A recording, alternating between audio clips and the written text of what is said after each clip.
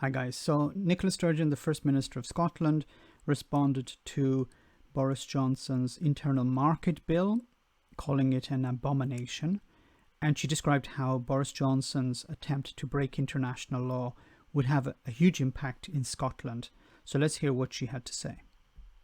This bill is an abomination on almost every level. I mean, firstly, it breaks international law. The government has admitted that. It makes the prospect of a hard border in Ireland all the more likely. But it is also a no-holds-barred, full frontal assault on devolution. And for anybody who might say, well, the leader of the SNP would say that, wouldn't she? That's exactly the opinion of the Welsh First Minister, who's Labour. So, this drives a coach and horses through devolution. Let me just give 3 quick examples of that. Firstly, it could force Scotland to accept lower food standards. It could force chlorinated chicken on Scotland if that's the deal Boris Johnson wants to do with Donald Trump. Secondly, it would substitute UK government spending priorities in devolved areas for the spending priorities of the democratically elected government of the day in Scotland. So if the government in Scotland wanted to invest in schools and hospitals, the UK government could insist that money went instead to building Boris's bridge to Northern Ireland. And thirdly, this bill would stop the Scottish Parliament introducing the minimum pricing legislation, which has been the flagship public health bill of recent years in Scotland. So this steals, to use the words of the Welsh Government, it steals powers from the devolved administrations that have been with us for 20 years now, and makes very clear, in my view, the only way now to protect devolution is for Scotland to become independent, because otherwise we face a future of the Scottish Parliament being undermined, eroded and frankly crippled. Now, I think what Boris Johnson is doing here is, this is speculation on my part, I think he's trying to destroy devolution because he's worried about the union. He doesn't want to be the Prime Minister who destroyed the union. I think he's having second thoughts about that now. Until recently, I don't think he really cared, but now I think he believes that he's in serious trouble and he doesn't want to be the one who ended the union, because what's happening is Northern Ireland is drifting away. Scotland, the drums for independence are growing louder in Scotland. And he sees, and actually until recently, the idea that Boris Johnson would somehow attempt to undermine devolution was considered impossible or ridiculous because it would have been considered illegal.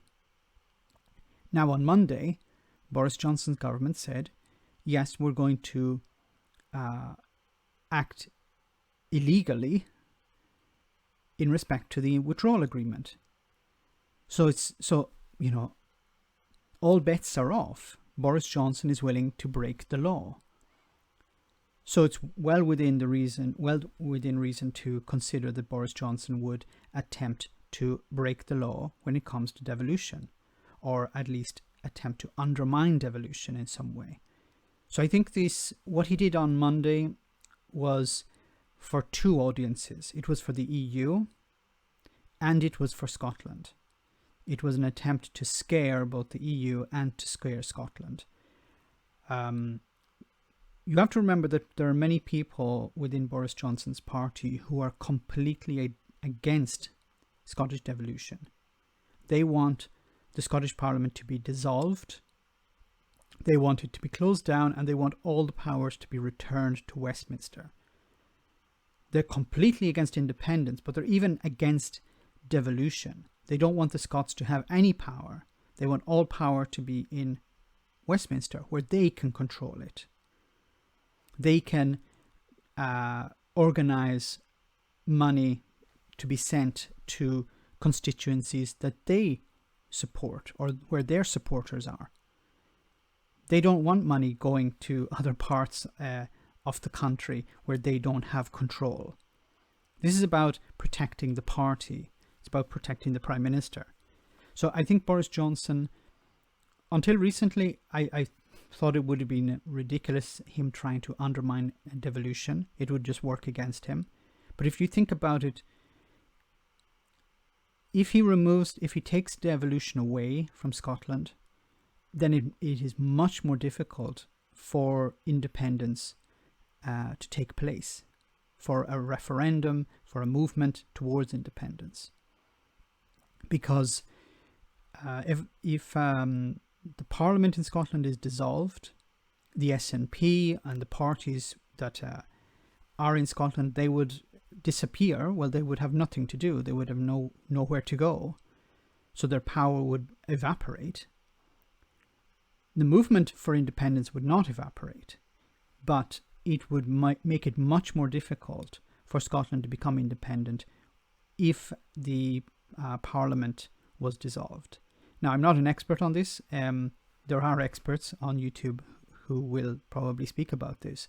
But the way I see it is that Boris Johnson attempted to frighten two groups here, the Europeans and the Scots. He doesn't want the union to dissolve. He doesn't care so much about the union, but he cares about himself and he cares about his party. They don't care about the Scots. They want to maintain control. And I think many people, as I've said before, many people in the Conservative Party want to end devolution, and they see a good way to stop or to at least slow down the march to independence by ending devolution. But in order to end devolution, you first have to undermine it. And I think these bills that this bill that Boris Johnson is pushing through Parliament at the moment will definitely undermine devolution, as Nicola Sturgeon has said. Let me know in the comment section, guys, what you think. As always, your comments are greatly appreciated. Thanks a lot. I want to say a big thank you to all of my patrons. You ensure that this channel continues to exist. I'm eternally grateful for all of your support. If you join Patreon, you will receive instant access to our Discord server, where we have both audio and video chats. You can chat with me and other patrons, where we discuss important and non-important issues. Becoming a patron per month costs about the same as a large coffee, so why not check it out?